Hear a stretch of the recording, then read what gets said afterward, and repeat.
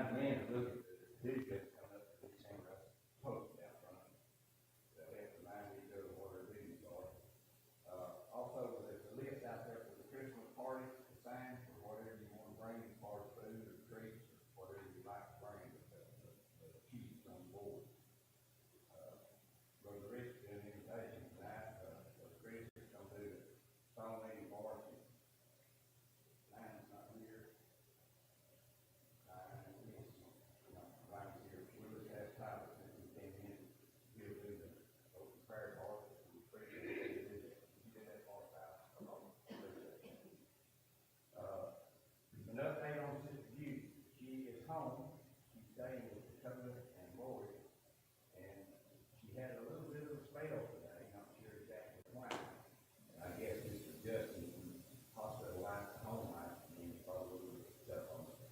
You know, she's gonna be staying with Dakota and Lori for a while, so she'll get a lot of TLC down there. So anyway, she's pretty great. She's improving. She's got to wake up and get talk to these medicines. What about Jenna Knox? Anybody heard from her? Jenna Knox, she had surgery. Now Gina is texting just that surgery went well, and I'll be taking good care of it. She's at home.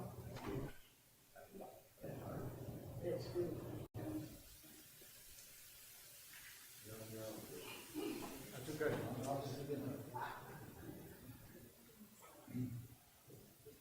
On substitute song leader. Psalm 397 in the old book, and we're going to sing stanzas 1, 2, and 4.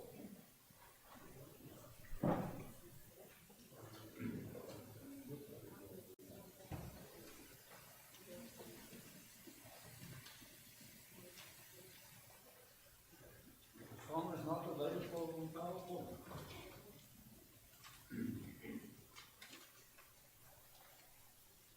Give you a moment to find it.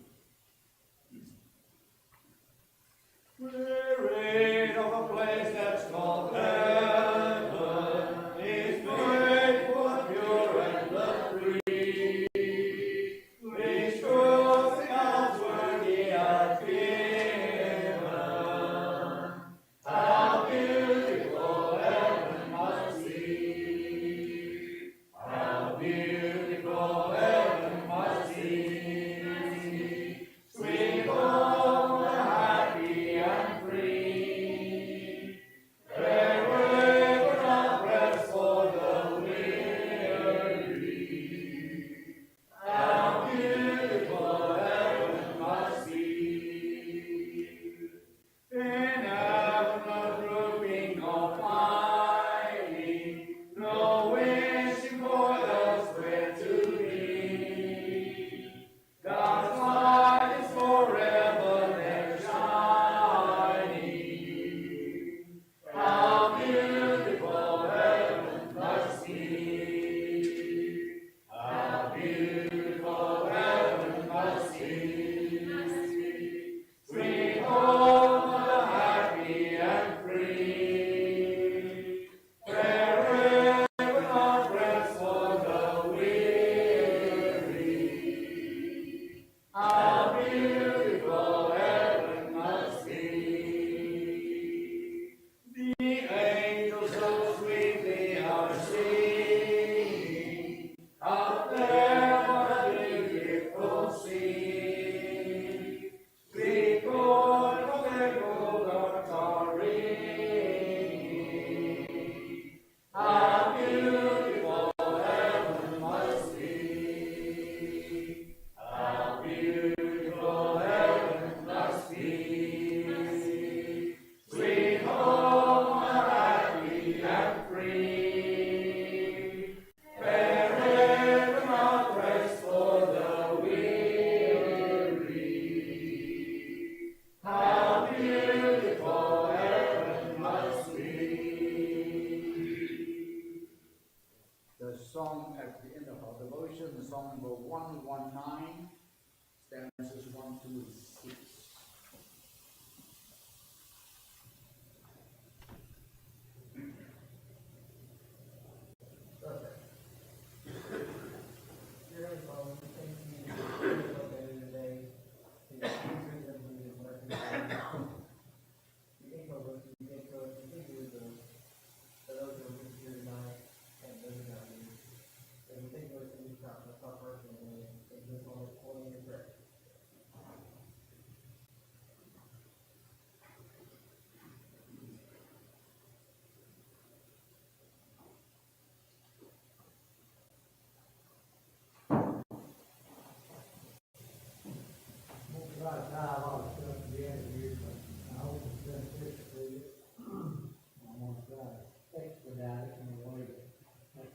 too much class time, but I think the theme of it can be found in Job chapter 3, when he states that the thing I greatly fear has come upon me, and what I dreaded has happened to me. You see, one thing we've got to do is be realistic and understand that bad things can happen. Misfortune can come our way. And we need to anticipate this. In Ecclesiastes, chapter 1, we know this chapter very well, where Solomon talks about how vain it is to go after the things of this world, or to seek fulfillment in the things of this world. You know, he talks about what profit has a man from his labor, which is gold under the sun. One generation passes away, another generation comes. But the earth abides forever. You know, you may think you're irreplaceable in life or on your job, but I got news for you. You pass from this life, life goes on. So, you know, what we're talking about here is putting things in perspective. And don't get so caught up in life thinking that it's so important that you neglect what's truly important. At the end of Ecclesiastes, chapter 12, he ends the book by warning. He says, you need to remember the Creator in the days of your youth. Now, I realize for a lot of us this evening, those days have passed. But it's never too late to prepare. We learned that from that last man that was hired that Jesus told the story about. It's never too late to prepare. All through Scriptures we're encouraged to prepare. The virgins that showed up at the wedding feast, they weren't prepared. But Solomon says that you need to remember him in the days of your youth. He's saying, don't get so caught up in this world. That's how he begins his writing in Ecclesiastes.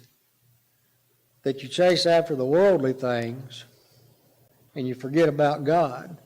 Because what's going to happen is the day's going to come, your years are drawing near when you'll say, I have no more pleasure in them. You're going to say, why am I still here? You know, I've lived my life. I just don't want to live no more. Or I want to go on. You've heard Paul say he wanted to die and go be with Christ, but it was more beneficial if he stayed for the church and for the brethren.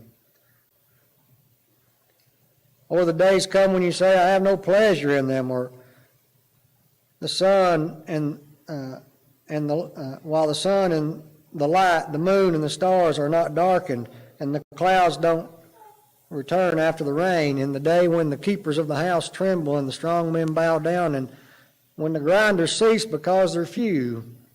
This is talking about growing old.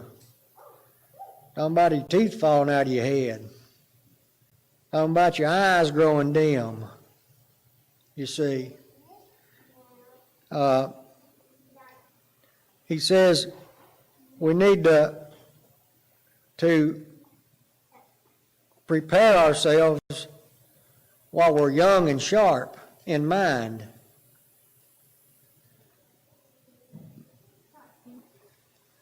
You see, we've been looking in Proverbs, and it's been talking about some various Proverbs are so rich too, and it brought a thought out for me that I made in class that you don't need to seek God when hard times come if you've not been preparing all along. And you might say, well, what does he mean by that? If you've not been seeking God all your life, seeking Him when the good times are good, then it's going to be effortless to seek Him when hard times come, because you're not going to know how. You're going to lose it. You're going to be, and when I say hard times, I'm not talking about, I'm late on a payment. I'm not talking about,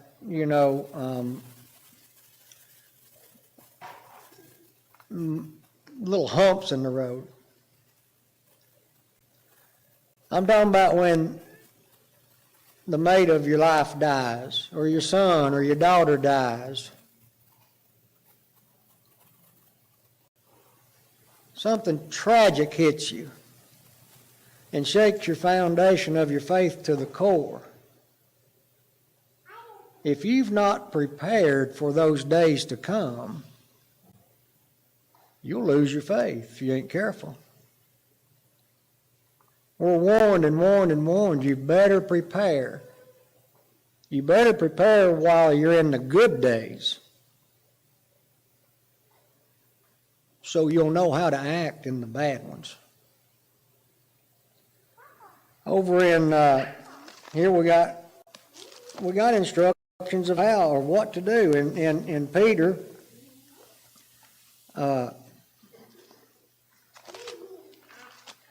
2 Peter chapter 3, there toward the end of the chapter, says, therefore, beloved, looking forward to these things, he says, be diligent to be found in Him.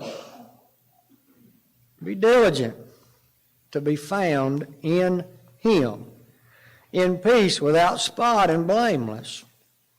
And consider that the long suffering of our Lord is salvation, as also our beloved Brother Paul, according to the wisdom given to him, has written to you, as also in all his epistles, speaking in them of these things, in which are some things hard to understand. And if you'll think about this just a moment, we're told to search out our own salvation with fear and trembling. We're told to study to show ourselves approved unto God. Maybe some of the things Paul wrote wasn't hard to understand. Maybe they were meant to challenge us, to have to get in there and dig, you see, because we're told to seek out our own salvation with fear and trembling. We're told to diligently seek Him. We're told to study. That doesn't say read to show thyself approved. There's a difference in reading something and studying something. The Bible says study to show yourself approved unto God. You see, it takes effort. Christianity is not a lazy religion. Oh, it's become lazy. Countless millions are going off into eternity, unprepared to stand before God, because they listen to somebody and they think that they tell them everything they need to know about their spiritual life, and they just go on and be happy with it and don't study it for themselves, and they're lost. And it's sad. It's a sad situation for someone to find themselves in. How heartbreaking for one that thought they diligently seek and sought God all their life to stand there and say, I don't know you, to hear those words come from Christ. Depart from me. How heartbreaking, because we're not talking about two-faced hypocrite people that want to play church. We're talking about truly good people that are honestly mistaken, that have totally put their spiritual life in the hands of the words of some man and not sought it out themselves to see if what they're being told is true. Peter says, consider that the long suffering of our Lord is salvation, is also, I read that part. All right, so, but you see, if you're not studied, if you've not prepared, then untaught and unstable people will twist to their own destruction. You see, you'll get so messed up spiritually, you won't know come here from Sikkim. You'll be so messed up, you'll get in a conversation with somebody and they'll have you so turned around, you won't even remember what your stance was probably when you started the conversation. He says, you therefore, brethren, since you know this beforehand. There's no excuses, you see. Since we know this beforehand, beware lest you also fall from your own steadfastness, being led away with the error of the wicked. Peter said, but grow in the grace and knowledge of our Lord Jesus Christ, and to him be the glory. And then I'll bring this last point out. It comes from Paul. Paul, in writing to the Ephesians,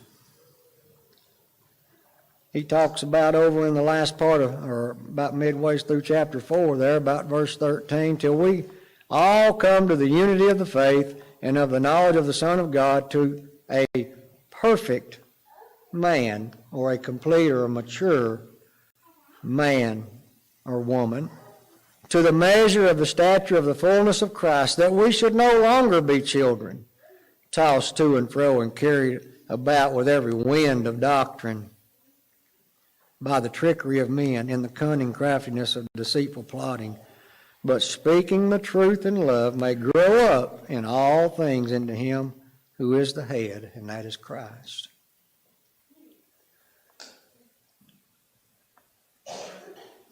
Don't find yourself in a situation like Job, in a sense, where tragedy struck. Job made it through his tragedy because he was prepared. He knew something like that could happen, or else he wouldn't have said, that which I feared the most has come upon me. He knew the reality of life. What I'm saying to you is, if things is going good in your life, I hope you're not forgetting God. Because it's the day to prepare is when things is going good.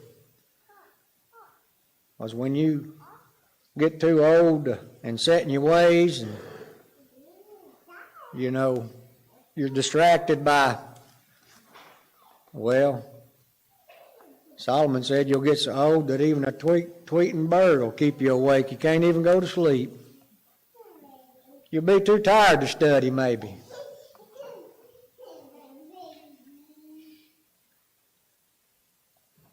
I'm just saying that life is precious. If the episode with Judy didn't wake any of you up, shame on you. She could have been taken right there in that pew. She could have been taken if it was her day. And she may still be taken from us. We don't know. We pray not so, but we also know that if she does, I promise you she won't want to come back from where she's at.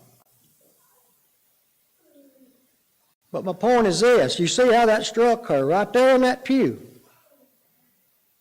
What is going to happen when it strikes one of you and you're not prepared to stand before God? That's sad when you've heard it and you've heard it and you've heard it maybe.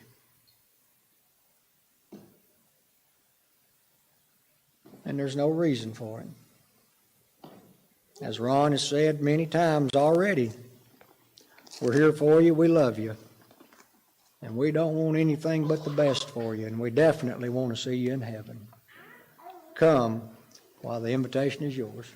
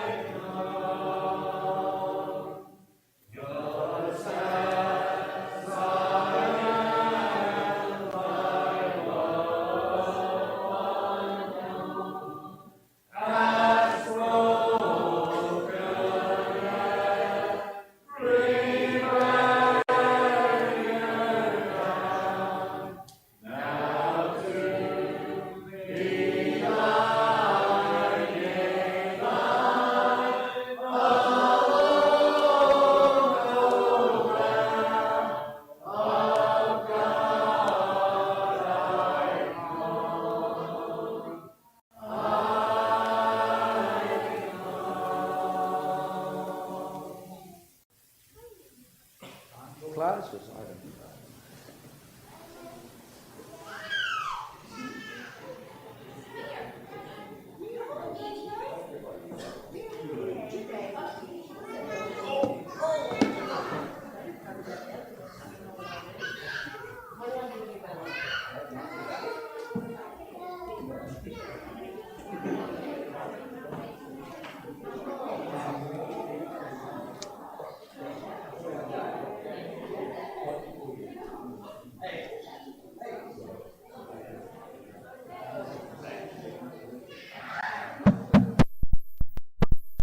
And that thing started working.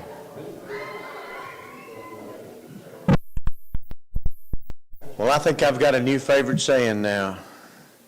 You won't know the difference between come here and sick 'em. I don't believe I've ever heard that expression before. You can't hear me? You got your little thingamajig on there, might help. It won't pick up. On top of this thing, I don't know what else to do, Don. I could eat it, I guess. Y'all could hear me bell. We're in Isaiah chapter 14, verse 4. We're beginning where we left off last week.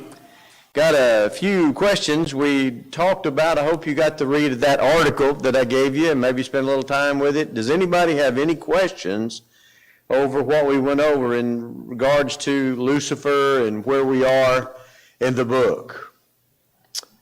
Boy, I must be a great teacher, right? All right. We said chapters 13 through 23, burdens, woes, oracles, pronouncements. Either one of any of those three words would be great. You'll notice there in chapter 15, the burden of Moab. You can stick the word pronouncements. The Christian Standard Bible, which is the old Holman Bible, uses pronouncements. Oracle is the New American Standard, and prophecy is the New International Version. All of those are good. All that's fine. It's just an idea. These are things talking about those nations, and so we have switched gears from chapter 13 when we were talking about the kingdom of Babylon, and now we're going to make it more individual and talk about the king of Babylon. Not the kingdom, but the king. And notice as we started in chapter 14, verses 1 through 3, the comfort of Jacob, you're going to change places, if you will, with your adversaries. You have been the slaves, but now you're going to be the ones that own people. You were in bad times, but now you're going to be in good times, and their times are not going to be as good. And so that's going to change. They're going to have a rest. And as they have a rest, sometimes when you're over a difficult situation, like of course they've been in, you're going to have the opportunity to reflect. And so they sit down, they get to reflect, and he says, as you do that, you shall take up this proverb. This will be a song, if you will, or a saying about the king of Babylon, and say, how hath the oppressor ceased? He's no longer going to be a problem. The golden city has ceased. The Lord hath broken the staff of the wicked and the scepter of the rulers. This is God's doing. He who smote the people in wrath with a continual stroke. He that ruled the nations in anger and persecuted, and none hindereth. If you just think back to the kings of Babylon that we're familiar with, I guess Nebuchadnezzar, of course, is first and foremost. And do you remember how fickle he was? And do you remember how spontaneous he was? Do you remember a story about some, he just came up with this, hey, look at this really cool statue I've made. I think anybody that don't worship it's going to be in a whole heap of trouble. So when you hear all the instruments play, fall down and worship my really cool statue that I built. Many think that maybe that statue was a statue that Daniel had talked about in Daniel chapter 2, the one that he had dreamed about. That perhaps he had made a huge, replica of that or image of that. And so he said, everybody, do that. Well, here he had been talking about how great Daniel's God was and how, that God must be above all gods because he can tell the future. Do you remember what he did with the three? And what do we call their names? Hananiah, Mishael, and Azariah, but we know them as Shadrach, Meshach, and Abednego. Where'd who go? Okay. But that was their Babylonian names. Remember, they wouldn't bow before it. And what did Nebuchadnezzar say? Okay, I'm going to give you another shot at it. Maybe you didn't hear me good the first time. When you hear them instruments, you better fall down, or boy, I tell you what, you can see that furnace over there, you're going to be thrown in it.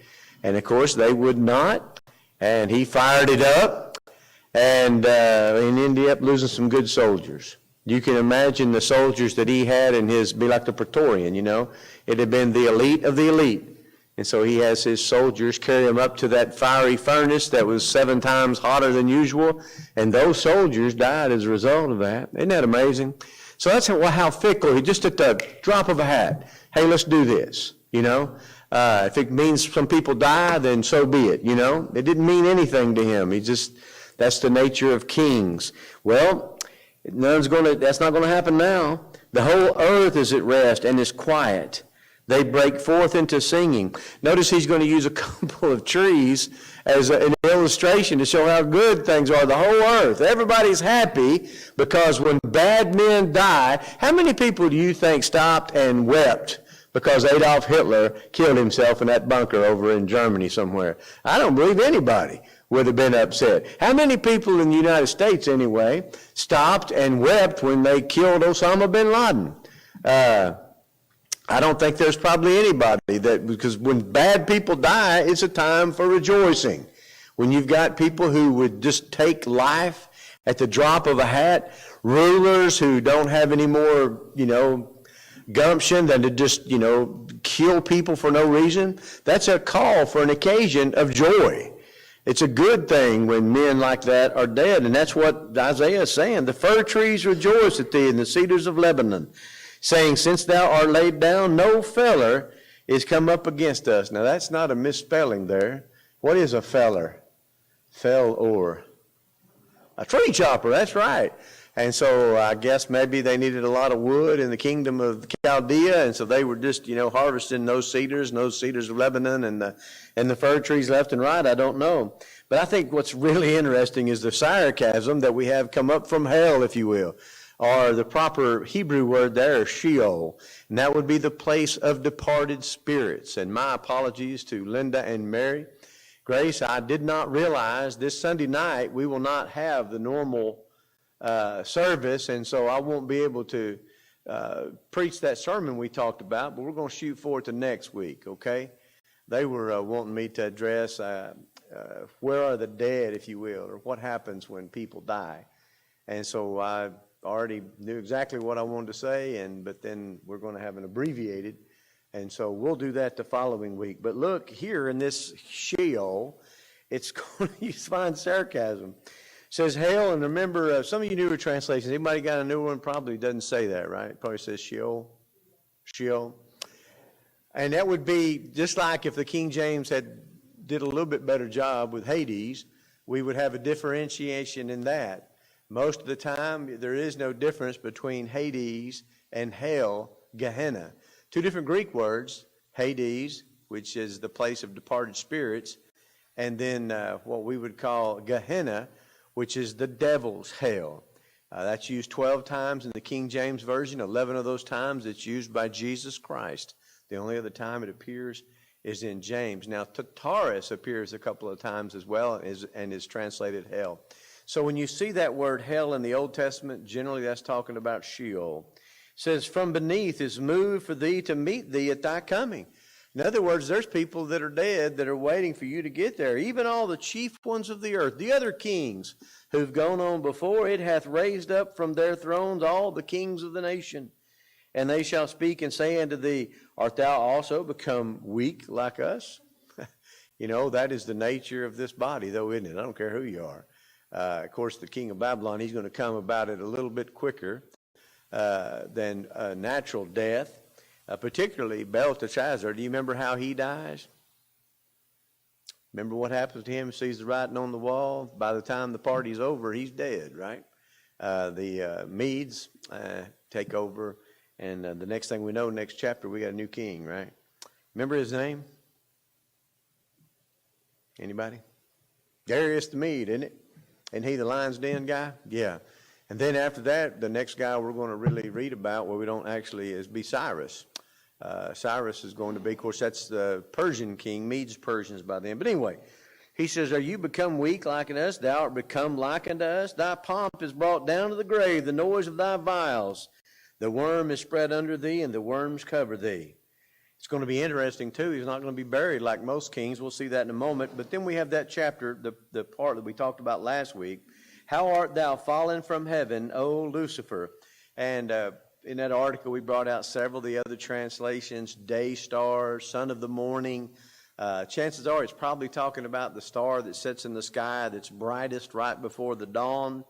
But, because of what Jesus says in Luke's account, do you remember what Jesus says when they come back from the, what we call the limited commission, where you had them sent out by two and they just went to the lost house of Israel? They come back and remember they're telling about all the great things that they had done and how, how they had healed people and so forth.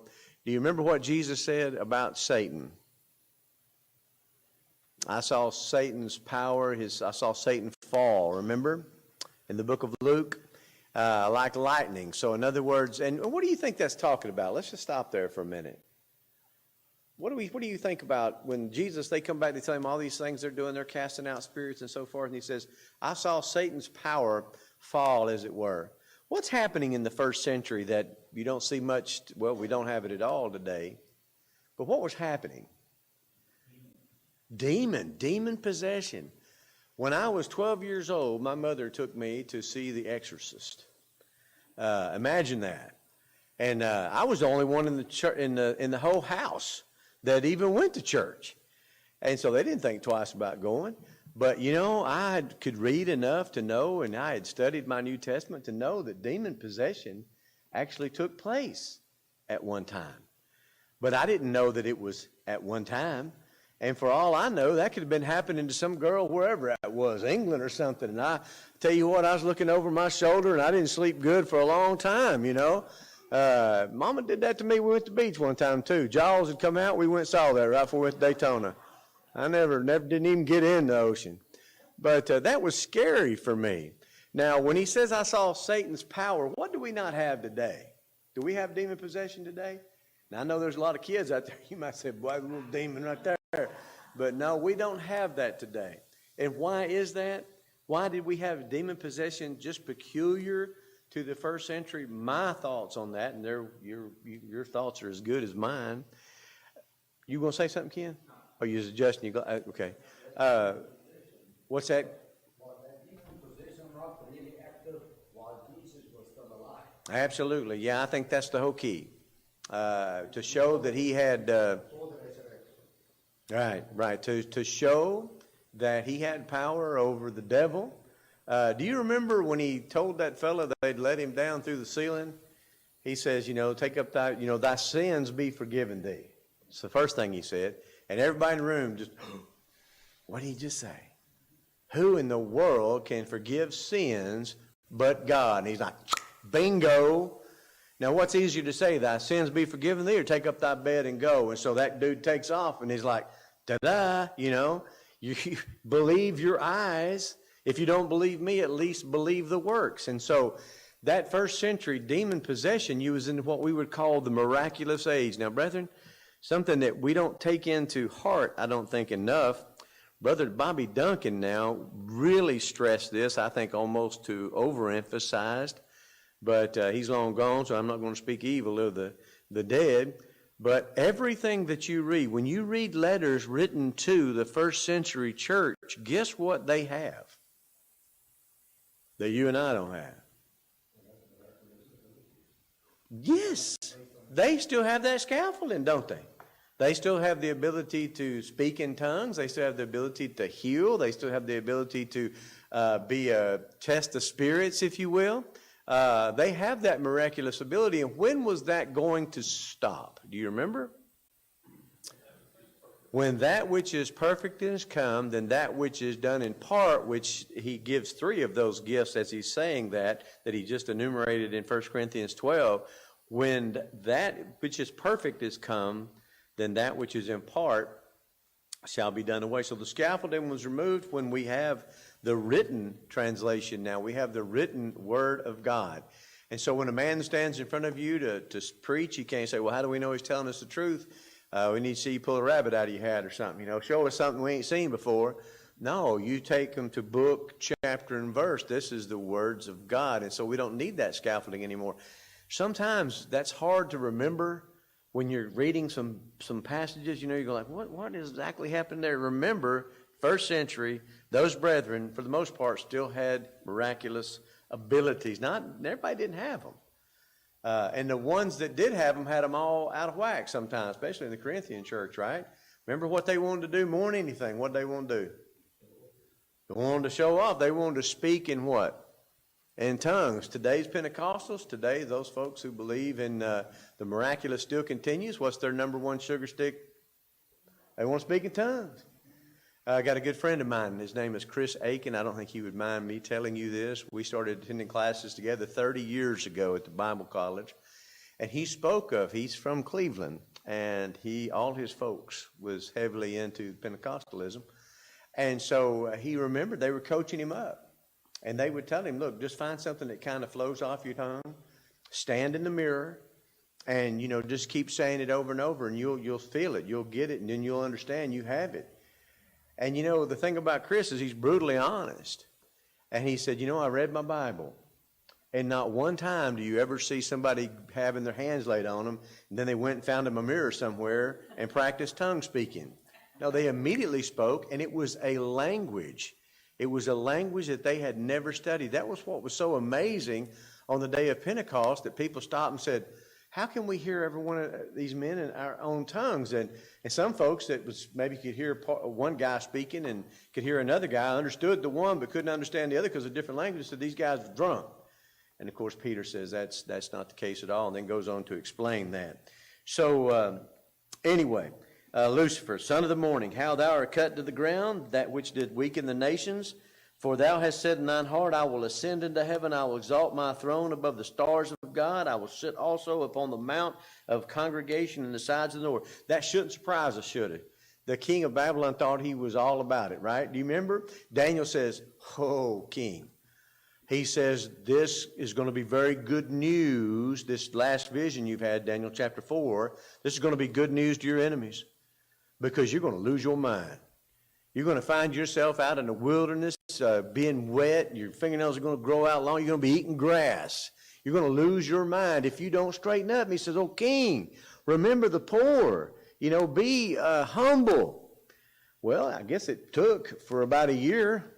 And then Nebuchadnezzar walks out onto his balcony and says what? Oh, Babylon, that which I have made with my hands, and so forth. And immediately, he loses his mind and goes off the clock, if you will, for a few years. Notice, as he's brought down to the grave, the noise of thy vials, the worm is spread under thee. You're fallen down. He says, thy heart, verse 13, I will ascend into heaven. I will exalt my throne above the stars of God. Not so. Not so. But he thought that, didn't he? I will ascend above the heights of the clouds. I will be like the Most High. Not so. Yet thou shalt be brought down to Sheol, and to the sides of the pit. And they that see thee shall narrowly look upon thee and consider thee, saying, is this the man that made the earth to tremble, that did shake the kingdoms, that made the world as a wilderness and destroyed the cities thereof, that opened not the house of his prisoners? All the kings of the nation, even all them, lie in glory, everyone in his own house. In other words, most times kings start thinking about dying. What do?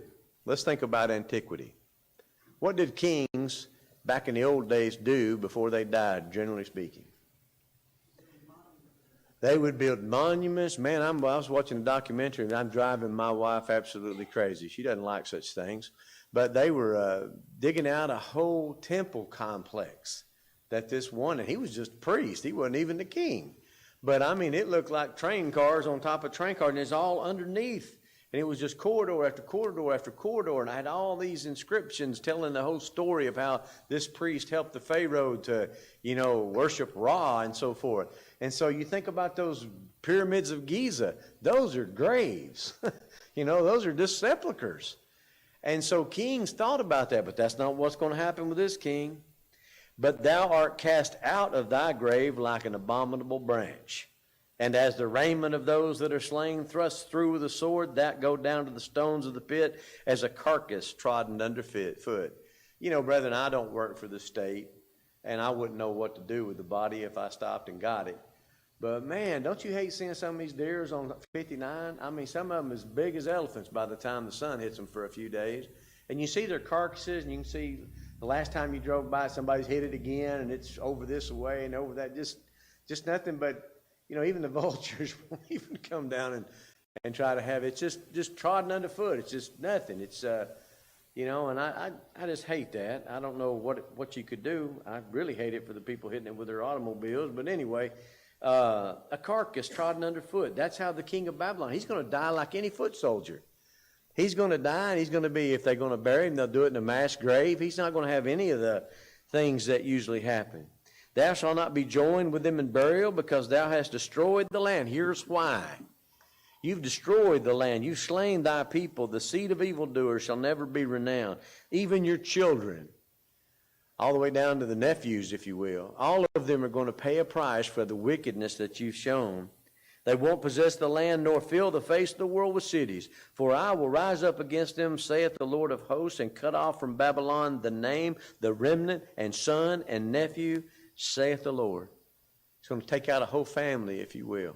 Why? Because of the wickedness of the father. And I know that God says that in Ezekiel 3, and that a man will not have to give account or be held accountable for the sins of his father, nor will the father be held accountable for the sins of the son. So how do we explain that? Here we have a passage where God says, I'm going to destroy this king, I'm going to kill his kids, I'm going to wipe his name, if you will, off the face of the earth. How do we explain that? Well, I think we kind of covered this last week too, didn't we? How can a good and merciful God order the death and destruction of women and children and so forth? I think we touched on that pretty good. But let's go ahead and address it again, because it's the atheist's single greatest argument, the one they will always bring up. Why and how can God do that? Is God mad at those kids? No. But they, like the children in Ethiopia, who have nothing to eat, even though you have millions of dollars of weaponry, all kinds of rocket launchers and cell phones and stuff, that all the little tribes are, that are fighting each other, and the drugs and all of that going on. The children bear the results of that. What did we call that last week? Collateral damage. They suffer because the adults can't get it together. I don't know how it is here in Dade County. I need to find out more. And I know Starlin and a few others that work, in the school systems here. But in South Pittsburgh, there are a lot of children that are just simply neglected, even to the point of being fed. And it's all because of drugs. Well, Mom and Daddy want to get high. Last thing they're worried about is Junior and little Sally. They're going to go out and try to do whatever they need to do to get what they need. And as a result, the children suffer. It's enough to make angels weep. And, I see that even happened in my own family growing up. And where adults, would not take the responsibility they ought to have. And as a result, their children suffer. That's like a divorce many times. Children are going to suffer. I had a cousin. He was and I didn't realize all the things that were going with it, but he had a 10-year-old daughter. My daughter was 10 at the time. They played softball together. And he was telling me about how he was getting divorced, but it was okay, that his daughter understood, that she was okay with it. And I told my cousin, I said, she's 10, she don't know. I said, and of course, there was no reconciliation, but a couple of years later, Brother Claiborne, Winfred Claiborne, was at South Pittsburgh, and he was preaching one day, and he was talking about how, that they've proven that divorce, separation of a mom and dad and a child's life takes years to get over. And he said after the place where he was preaching, a fella came up to him and says, my parents, I'm 41 years old, and I still ain't got over it. And I understand exactly where he's coming from, because, you just don't have the same,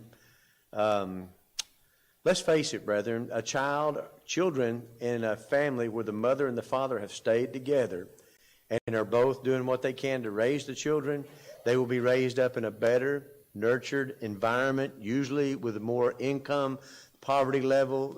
Look at the poverty level. Who was below poverty level most times? Single-parent homes.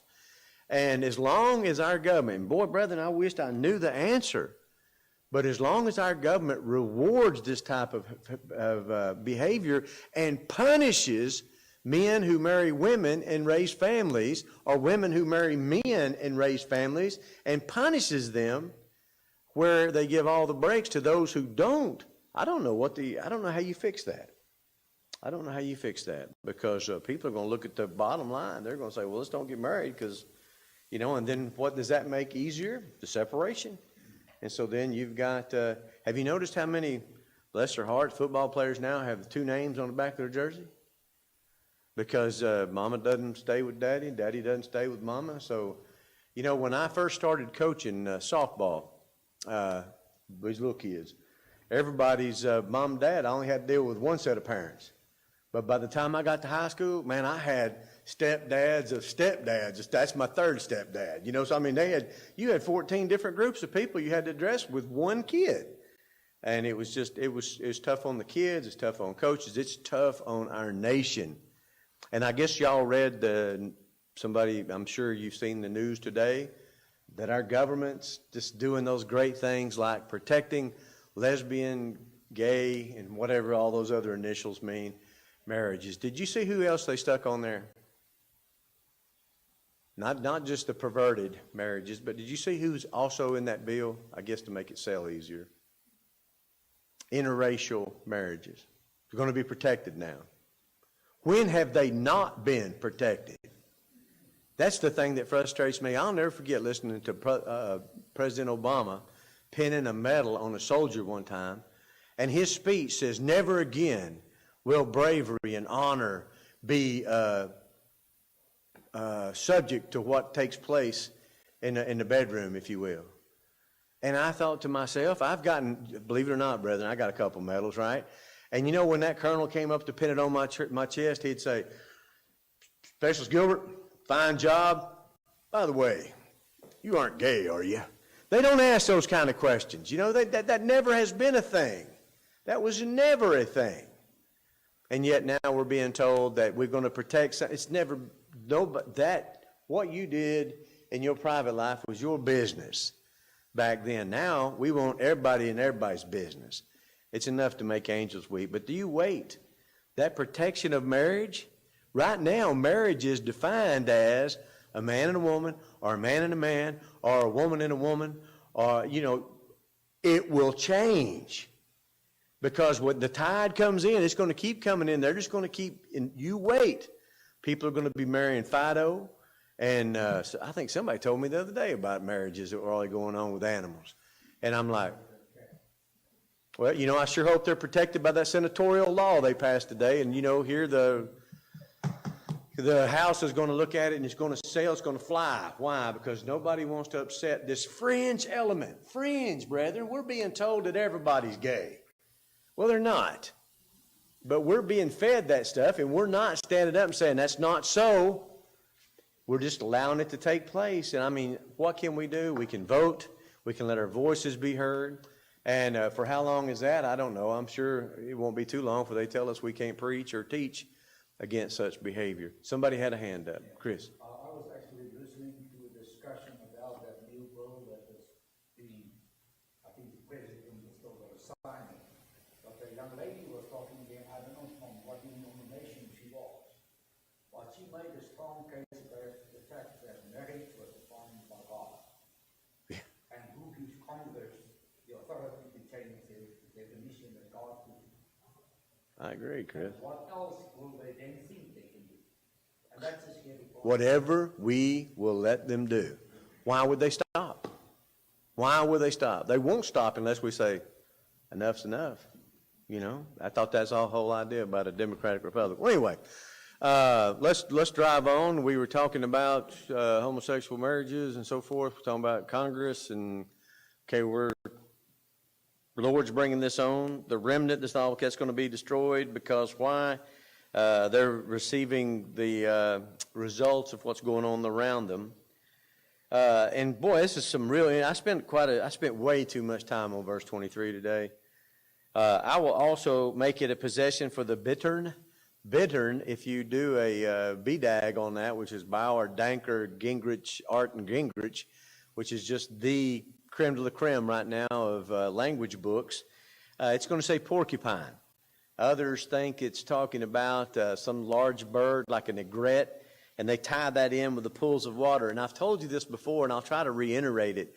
But one of the things that you have trouble with, especially a language that was dead as long as Hebrew was, you can look at context, you can see how things are written, and so you can kind of figure out what some words mean. It's not true with nouns. It's not true when they start naming different kind of animals. And so sometimes when you're reading Proverbs or something, you'll see about how this animal does this, and you know, one translation will have it this animal, another translation will have another. We just don't know. There's no information on that, and so when it comes to nouns, personal names, persons, places, or things, we just don't know, just because you can't really tell that in the context, So context, most of the time we can tell, but this is, you don't know. But they say it could be, one of the reasons they want to say an egret or some kind of waterfowl is it's going to be pools of water. And he says, and I will sweep it with the besom. Anybody know what a besom is? This is a hapax legomenum, which means this is the only time this word is used in all of the Bible, a one-timer. Yeah, it's a little whisk broom, yeah, a broom, but it's not like a normal broom. It'd be like, those little bitty ones you buy that's like you kind of get around the corners and stuff in. That's the idea. So in other words, God is going to make a real, make sure that everything is taken care of, right down to the nicks and crannies and the corners. Notice the overthrow of Assyria, bringing them back up. And, one of the guys who I have a lot of respect for, Haley, said that he figured because Assyria just happens to be the number one threat, the number one discussion in Isaiah's time. The Babylonians, that'll be in Jeremiah's time. That'll be 100 years off. But that's why he thinks he brings it back up. But he says, they're going to fall. I will break the Assyrians, verse 25, in my land and upon my mountains. And then notice he gets after the Philistines. In the year that King Ahaz died was this burden. And so he's going to get after the Palestinians. And you remember the Palestinians were a loose confederation of city-states or cities. Gaza being one of them. I can't think of too many of the names now, but there's four major. You probably got a Bible map in the back that have them. There's 4 cities. They were like the Greeks in that they were city-states, if you will. The city was its own thing. But they didn't mind getting together to go whoop on Israel, because that was their number one enemy. So if you ever, the enemy of my enemy is my friend, right? So those 4 would get together and they'd go do all kinds of things. And they were real good fighters, good warriors. Of course, you'd have to be, wouldn't you? Everybody east of you hated your guts, and everybody west of you, well, you had to swim, right? Because you were faced right up against. So they're going to be brought down. He says, notice, the firstborn of the poor shall feed, and the needy shall lie down. This is verse 30.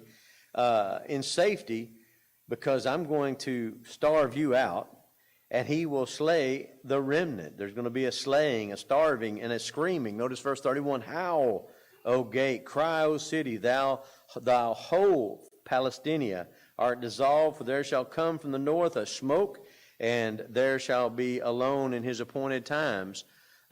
What shall one then answer the messengers of the nations, the embassies, the ambassadors, that the Lord hath founded Zion, and the poor of his people shall trust in it? The God's people are going to be taken care of. The Palestinians are going to pay. Chapter 15, the Moabites, the burden of Moab. Remember, Moab was one of the sons of Lot, and they always are a problem. But there's some famous Moabites. Do you remember Numbers 22? Who was the first Moabite we run across that tries to buy Balaam? Do you remember his name? Only way I remember it, because it sounds a lot like Balaam, right? Who's the king?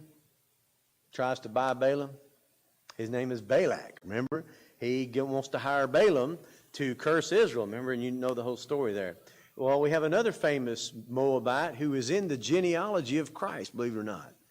Do you remember her name? That narrows it down. There's only 4, right?